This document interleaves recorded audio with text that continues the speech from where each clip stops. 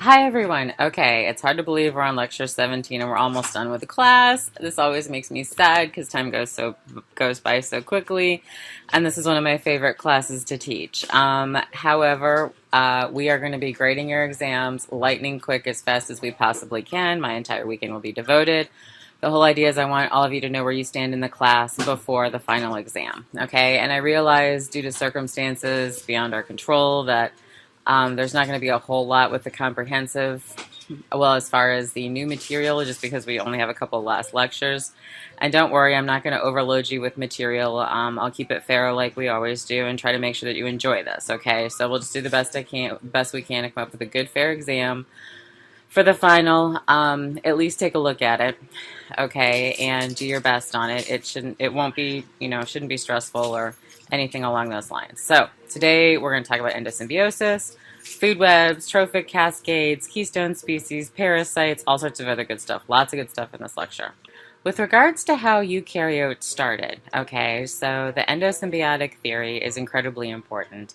And endosymbiosis, so just taking in another, taking in another critter and not eating it or consuming it the way that the early eukaryotes did for the mitochondria and chloroplast, that was incredibly important to how eukaryotes came about. Okay, and the process, by the way, that was really important to this is called phagocytosis. Phagocytosis. Write that down, phagocytosis, because it's very important with regards to how eukaryotes started. Okay, guys, so what I want you to do is pause lecture, read the figure, and then choose the correct answer. Okay? So just stop, take your time, think through this, and choose whether you feel A, B, or C would be correct in this case. So as far as how eukaryotic organelles came about, okay, remember this is the endosymbiotic theory.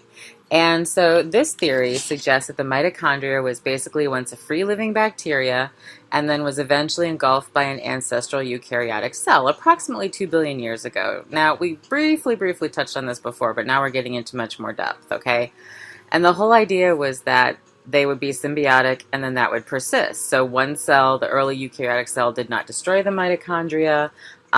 What happened is it provided the mitochondria with a home, and then in return, the mitochondria provided energy through the process of metabolism. Okay, so again, you won't have questions like this on your exams with us, of course. And but I still want you to know how to pick through these and figure out what the correct answer is. Okay, because once you get to 172 in your upper level courses, this type of stuff is fair game, all right? So, which of the following is true? A, presence of mitochondria is a shared derived trait in all eukaryotes. Okay, that one looks feasible, so let's put a little check by that. That one could work. For B, the presence of chloroplasts is a shared derived trait in all eukaryotes. Well, do we have chloroplasts? No, we're eukaryotes, so cross out B. C, mitochondria and chloroplasts have similar functions. Mitochondria are present in animal cells, chloroplasts are present in plant cells. Well, they certainly don't have similar functions. Mitochondria is for respiration and the chloroplast is for photosynthesis, so cross out C. Okay. Also realize sometimes what they do in upper level classes is to make things wordy, but don't panic. Just read through it. Okay. Just because there's a bunch of words, just read through it and figure out what it's telling you. D. Endosymbiosis resulting in photosynthetic eukaryotic cells occurred within a cell with no organelles engulfed a cyanobacteria but did not digest it. No, because then that the mitochondria was actually believed to be engulfed first because all eukaryotes have mitochondria, but only plants have chloroplasts, so that had to have second. Okay. And then E, double membranes surrounding the mitochondria and chloroplasts have evolved to protect the rest of the cell from high energy compounds. No. Okay. So double membranes, they do have those, but that's a result of one cell engulfing another. The inside membrane is that of the original bacteria, and the outside membrane is that of the cell that did the engulfing. All right. So this tells us that A is the correct answer. Okay. So when you see questions like this, don't panic. Just read through it and pick them apart and figure out if it's true. That means the whole thing has to be true. Any part where there's, any of the others where only part of it's true, then that's not the one you're going to choose. So again, the endosymbiotic theory, okay, suggests that the mitochondria was engulfed first, okay, that there was an early eukaryotic nucleus, all right, and then for plants, they engulfed a photosynthetic bacteria, some sort of green algae, that would eventually lead to the chloroplast with regards to plants. Okay, so it's a similar hypothesis for the origin of the mitochondria and the chloroplast, but remember that the mitochondria came first because everybody that's eukaryote has one. And then the chloroplast came second because only the plants have one, and that went on the plant lineage. So let's try another practice question, okay? So now let's say that you accidentally forgot to do your reading for today. You can still solve this question, okay? So take a moment and read through these and then figure out which one of the following is not evidence for endosymbiosis, okay? So there's one of these that it gives evidence for something, but not for the endosymbiotic theory. So pause lecture, read through them, and start it up again when you're ready. The answer, by the way, is B, because the presence of nucleus in all eukaryotic cells has nothing to do with the endosymbiotic theory. Okay, so everything else, though, and by the way, the endosymbiotic theory was not first proposed because other scientists had proposed this long ago, but the woman who staked her career on it was Lynn Margulis. She was an interesting lady, and when she first proposed this, she really caught a lot of flack from other scientists. They told her she was full of it.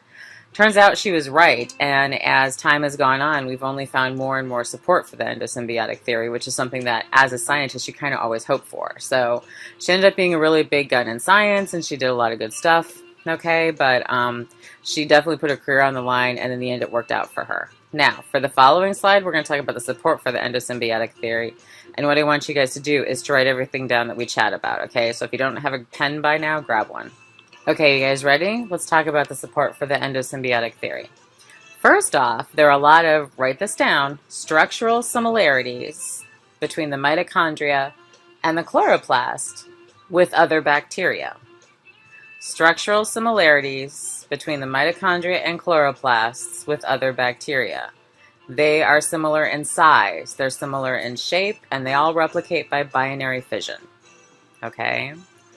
Secondly, mitochondria and chloroplasts have double membranes. This is consistent with being engulfed by something. And if you look 2 slides ago, look at that diagram again. Okay, it will show you.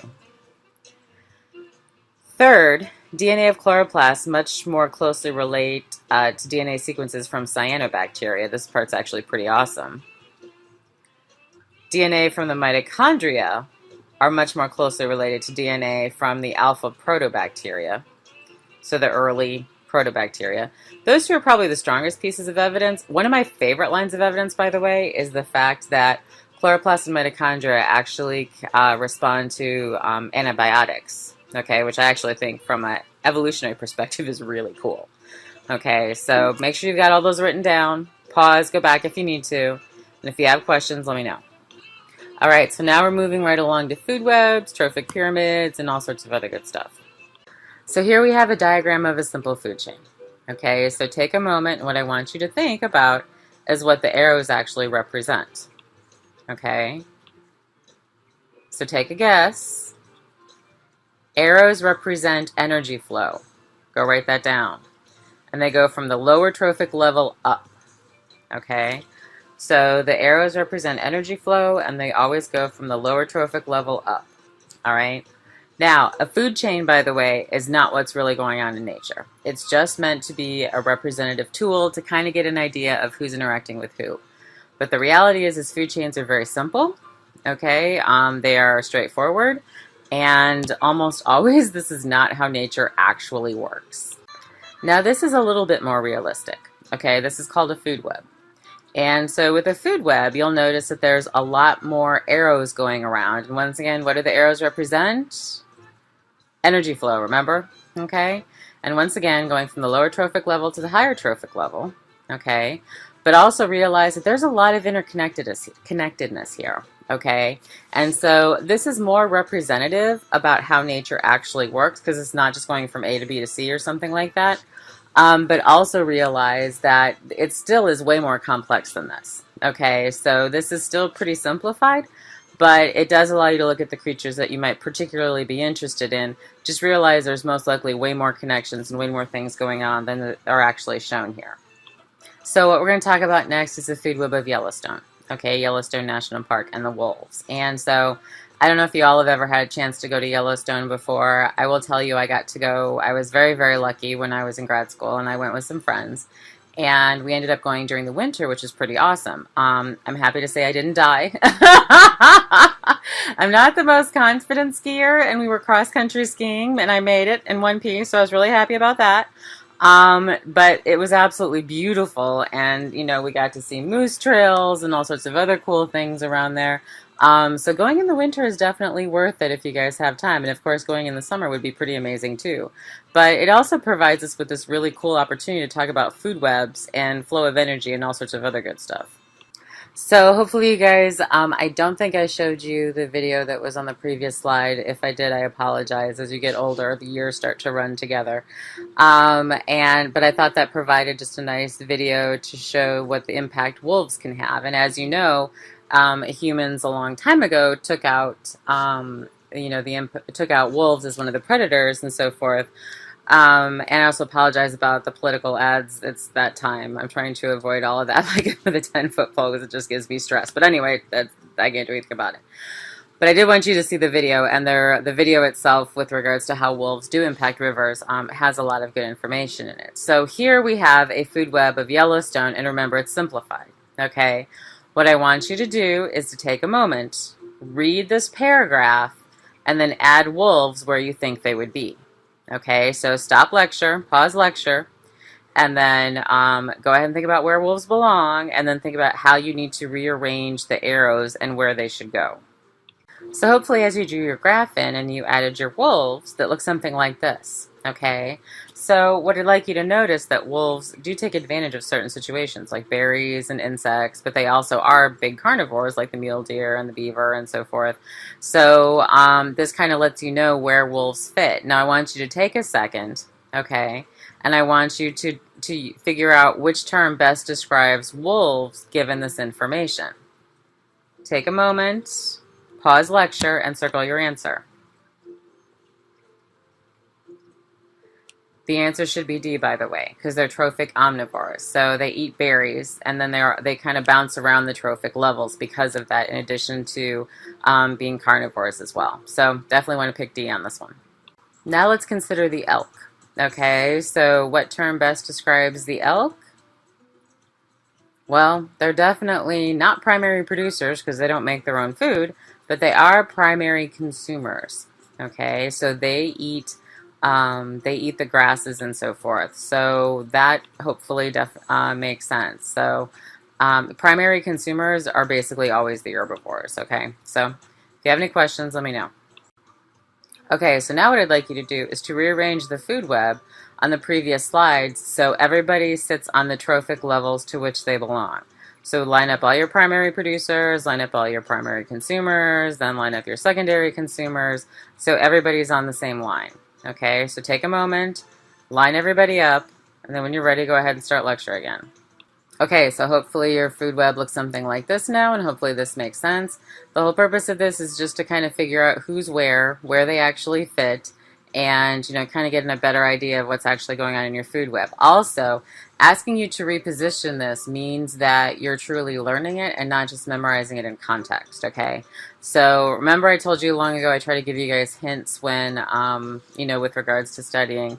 I told you to put things in your own words and so forth, and for future classes when you take them, also rearranging things so, you look at them, the same information but a different perspective.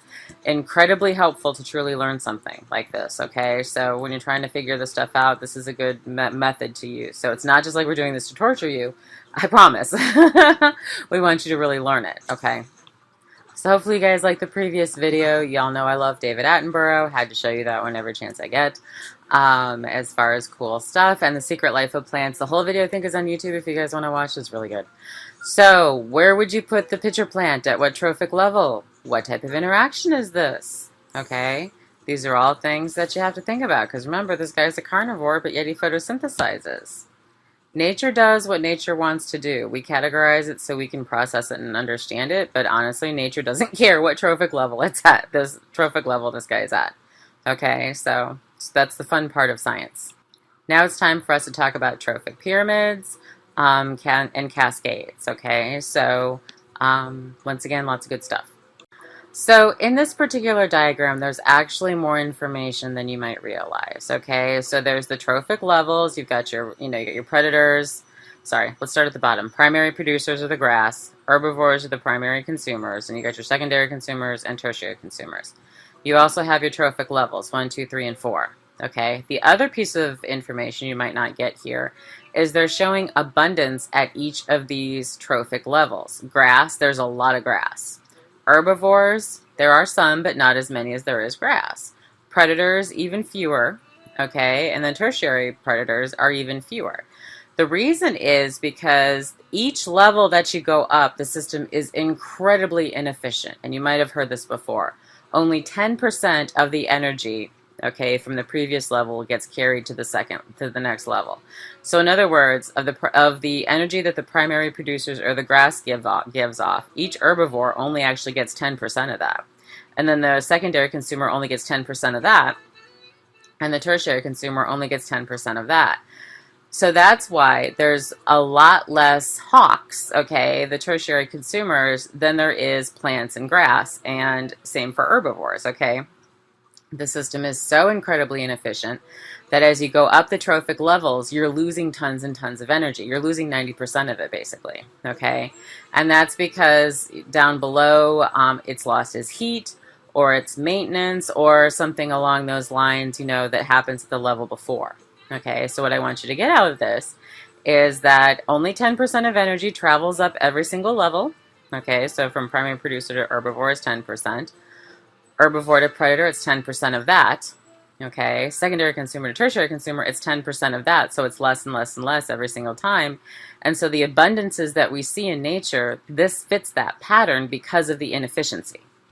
And if that does not make sense, let me know, but as you guys go into ecology, understanding that is crucial, okay? So if you have questions, come visit me in office hours. Okay, so using the food web we've been working with so far, what should affect the moose population growth, okay? All right, now I want you to understand how to address these questions, okay? So, A, numbers of insects will substantially affect moose populations, potentially. B, number of willows and aspens will affect moose populations, potentially.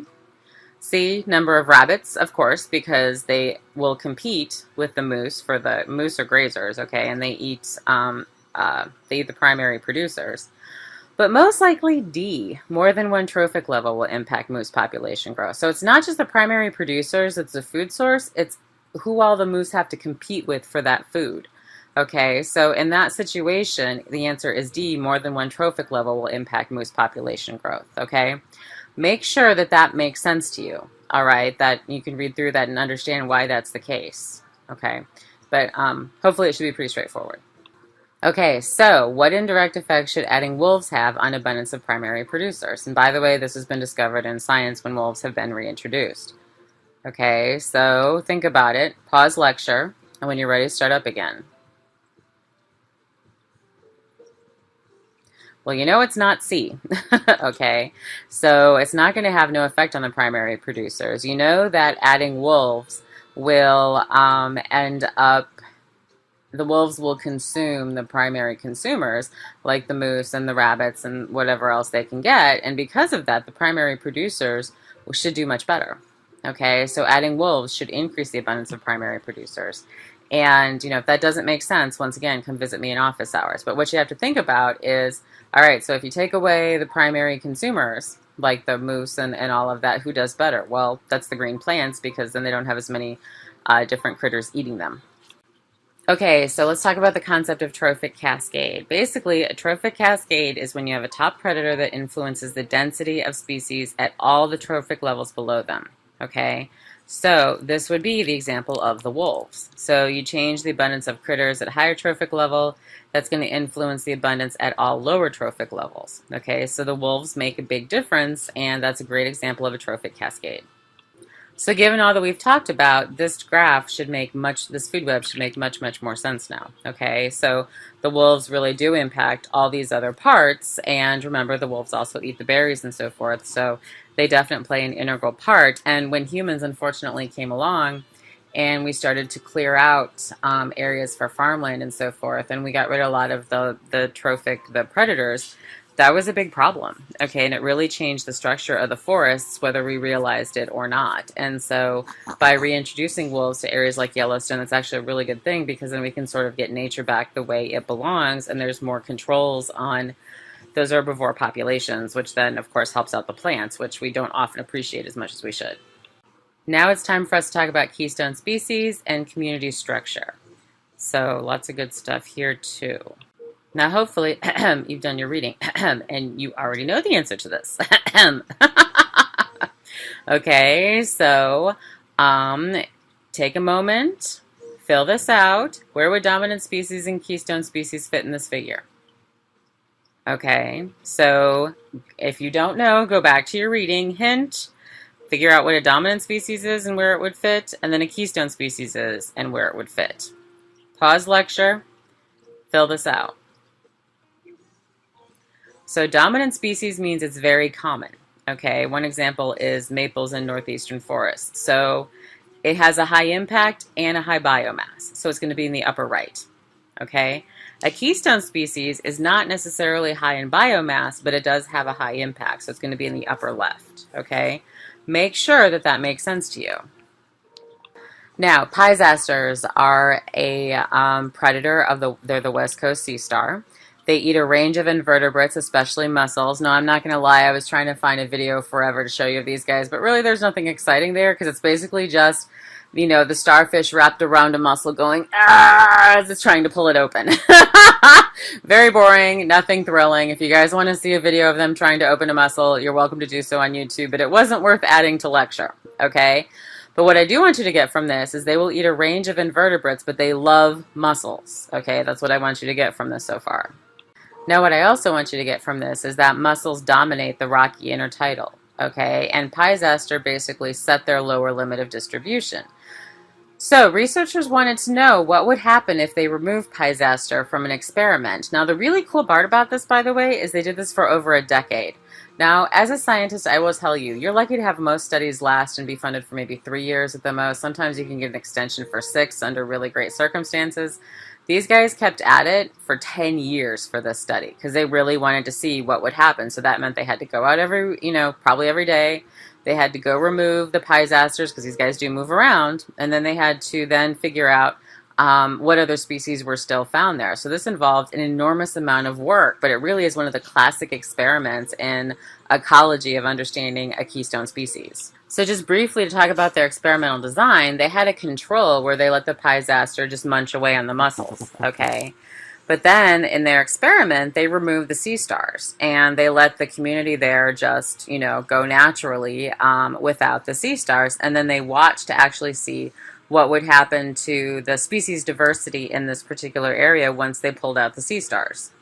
Now, this is the cool part, and this is where it was really surprising to everybody, okay? And this is where the whole idea of keystone species came into play. So once they removed the predators, the pies-aster, and they just let everything else, go as normal, the number of species present just crashed, okay? So where you had the keystone predator present, you had a high number of species in this area, but where it was absent, the number of species crashed because basically what happened is the mussels just took over and squeezed out everybody else, okay?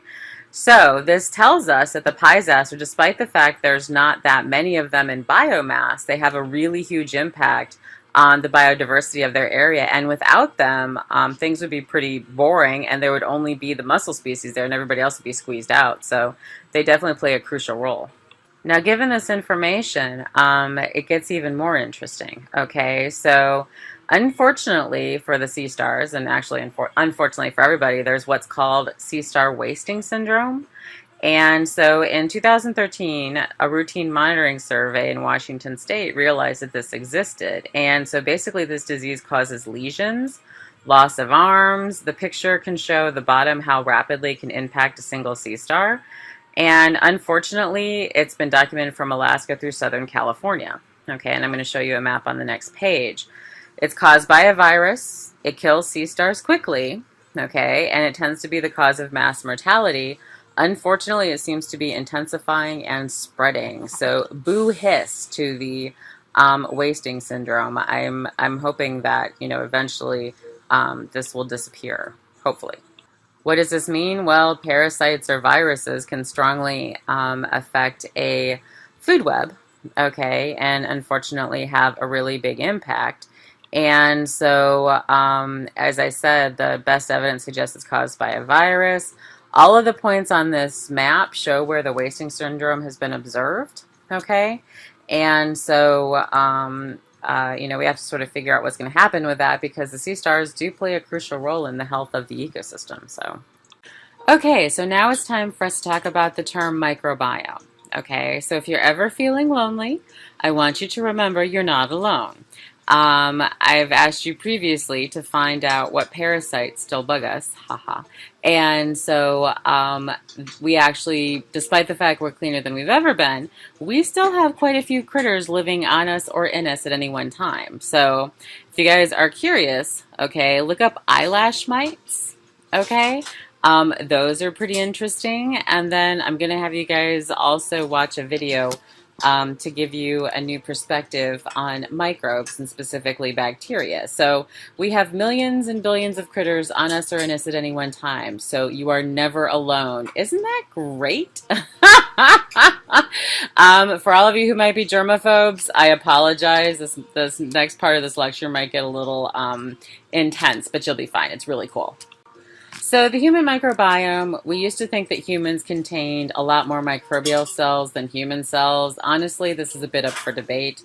We definitely have a lot of cells and other critters in us or on us at any one time, okay?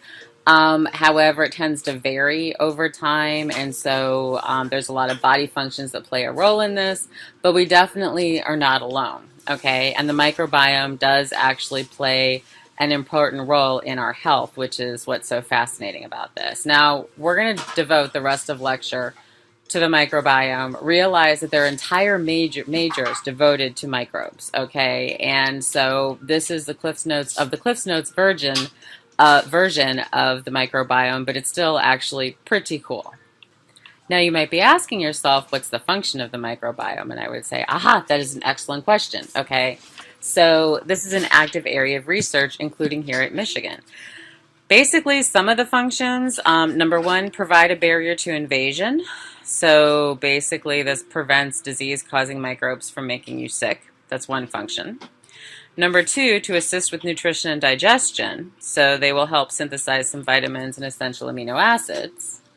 And number three, the purpose is to educate our immune system. So basically, the microbiome teaches your immune system to distinguish self from non-self, okay? So then it starts to recognize what does belong there and what doesn't belong there, so it can figure out what it should and should not attack over time as you become exposed to more and more things. Now, what this particular graph shows is where everybody tends to be located. So there's approximately 3,000 species that occupy our microbiome. A lot of them are in the mouth, okay, 26%, that should come as no surprise. GI tract as well, even the urogenital tract, okay? So the thing to consider is that even your appendix might function as a storage site that's used to repopulate intestinal flora if needed, okay? So which to me is absolutely fascinating. And again, it's just a hypothesis, but you know, natural selection tends to jettison things if it's not necessarily needed, and so this has been the most recently proposed use of the appendix, and it's going to take a lot more research before they can truly figure it out. So what you might not realize is when you take antibiotics, it actually has a pretty big impact on our microbiome, okay, and some pretty long-lasting effects. So in this particular study, they gave a dose of clindamycin, which is an antibiotic, to mice, and 80% of the gut species were lost and remained undetectable after 4 weeks, okay? So what you're seeing is the control on the left, and then on the right is the flora after the dosage of antibiotics. So colors are related to abundance, and so red is 100%, blue means it's barely 0.1%, and gray means it's undetectable. So what this shows is that, you know, day 2 of a single dose of antibiotic, you know, diversity is wiped out, and groups that you didn't used to have are now present in high abundance, okay? And most of the time, those are not the ones that you want to be present. So the problem with antibiotics is that once you're your community of gut flora is disturbed, it's a lot more prone to invasion by other species, particularly bad ones like C. diff. So if you guys have ever heard of C. diff, it's a really, really bad infection. You have to go to the bathroom 30, 40 times a day. It has a horrible smell to it, and it's just your gut is completely impacted by this particular species and kind of gets taken over. So it's really hard to get rid of. It's often antibiotic resistance. Think of it as you can't ever be more than a few minutes from a bathroom. How awful would that be? Okay, but that's what happens when you have C. diff, and so people try to avoid this at all possible costs. But once you've disrupted and gotten rid of all the other bacteria, C. diff can definitely take over. So, other factors can influence the microbiome in addition to antibiotics. So, another recent study tracked the microbiome communities of 2 scientists for a year. Okay, so this was done by each of them collecting their stool for a year, and they sequenced the microbe communities in their stool. Now, talk about dedication. Okay, so on the y-axis, that's the fractional abundance of 5 clusters of species. Okay, think of them as functional groups, like that Tillman experiment we talked about long ago. And on the x-axis is days before and after travel or infection. So one top scientist, the top figure, traveled to Bangkok. Okay, his community changed a lot while he was there, but then switched back after he finished traveling. Basically, his community was pretty resilient. Okay, the other person is shown on the bottom. He didn't travel, but he did get food poisoning, and I've had food poisoning, and it's hideous. He diagnosed himself with salmonella food poisoning based on his project. His doctor said it was a virus. Even though it was salmonella, he did not take antibiotics. And what happened with him, though, is microbial community seems to have undergone a permanent change in response to the food poisoning disturbance. Okay, so this can happen too. So remember, this is a relatively new area of research, and so we're just learning, how these different things will impact our communities, and then what that means for our overall health. So if you guys have any interest in microbiology, go for it. This area is wide open for research. So you might be asking yourself, how was the microbiome initially colonized? And I would say, aha, that is an excellent question. So researchers then looked at microbes in babies and in their moms. Okay, and what they found is the delivery mode makes a huge difference as far as the microbiomes that babies have. Okay, so babies that were delivered by traditional methods had a microbiome that was similar to the vaginal community, whereas those that were delivered by C-section had a microbiome that was similar to skin. Okay, and that should kind of make sense because that's how babies, being that that's how they're initially colonized, the microbiome is going to be whatever they pass through to be born. Another question you might be asking yourself is if genetics influences the microbiome, and I would say another excellent question, okay? Sorry, it's cheesy. I can't help it. So there was a new study that found more similar microbiomes in identical twins than fraternal twins, okay? They even found one microbe where Kristenella that was particularly different, and they wanted to know if it actually influenced anything. Well, they obtained fecal samples from lean and obese twins and then transplanted them into germ-free mice. So basically, germ-free mice are mice that are raised that don't have any microbiome of their own. Okay, and you actually can do this in a sterile environment. It's tricky, but they have those strains for labs now. And so by doing so, then you can really understand, how the microbes might impact the mice if they have no microbial community of their own. So what researchers were finding was that lean people had higher amounts of Kristenella in their microbiomes, and obese people did not. Okay, so basically this particular species of bacteria was associated with being lean. But remember, correlation is not causation. So they had to design an experiment to see if there was actually a link. Okay, and to do that, they did a fecal transplant from humans to germ-free mice, as shown in the diagrams. And remember, germ-free are raised in sterile conditions, they have no natural microbiome, and so you can seed them with microbes and then look for an effect of that. So they had 4 treatments. Each mouse got a fecal sample from either a lean or an obese donor. Within each of those 2 groups, half the mice were seeded with this species, Kristenella. Okay, and then they had a lean fecal donor with Kristenella. They had a lean fecal donor without it. They had an obese fecal donor with Kristenella. They had an obese fecal donor without it. Okay, and there was a single obese donor, and that person's microbiome sample did not have any detectable Kristenella. Okay, so given that information, All right, what would you predict if, in fact, this species was associated with being lean?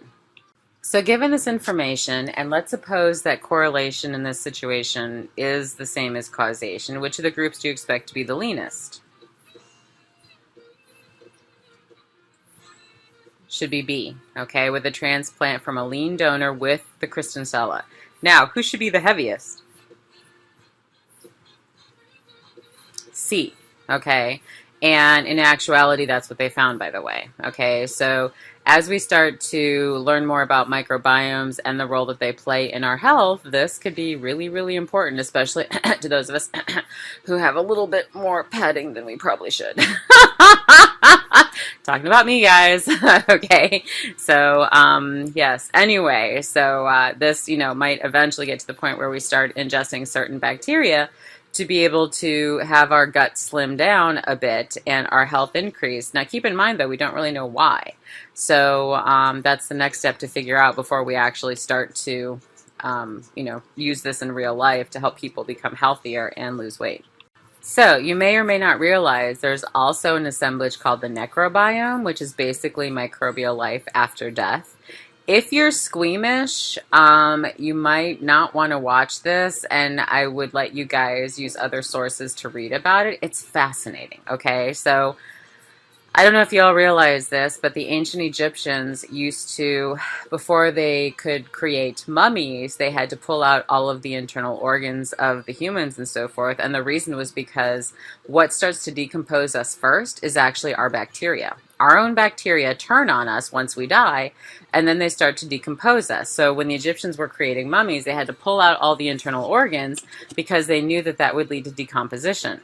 Okay, and so there actually seems to be sort of an order of decomposition that happens. It's definitely an orderly process and not just this random thing.